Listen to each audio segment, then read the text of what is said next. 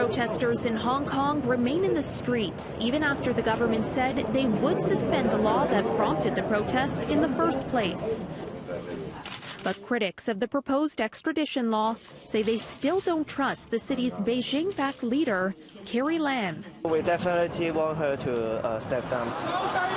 Their movement got a bit of a boost today when democracy activist Joshua Wong walked free from prison, pledging to join the demonstrations. Hong Kong people will not keep silence under the suppression of President Xi and the Chief Executive Caryn Ceolin. Wong was a key leader of the months-long protests that brought Hong Kong to a standstill in 2014. More and more Hong Kong people, not only 1 million or 2 million people, will come and join our fight until we get back our basic human rights and freedom.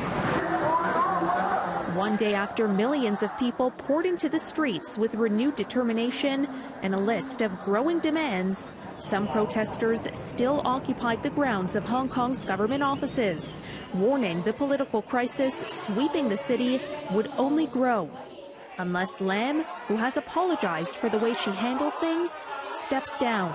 Apologize is useless. Step down is the only way out. And then there's the bill that sparked these protests, some of the largest in the history of this former British colony. Why don't you change the word into withdraw and make the people a bit happier and pacify them? Why it's so hard to do? It paves the way for locals and even those just passing through Hong Kong to stand trial on charges in mainland courts.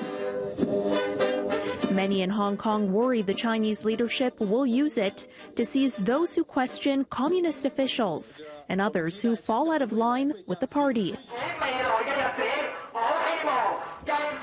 Wong says these fears are warranted.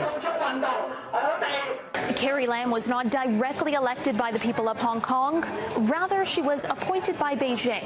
But China's state media said today that Beijing would continue to back up Lam despite calls for her to resign, and once again blamed foreign meddling for Hong Kong's political crisis. Lam has repeatedly denied that Beijing was behind the extradition bill.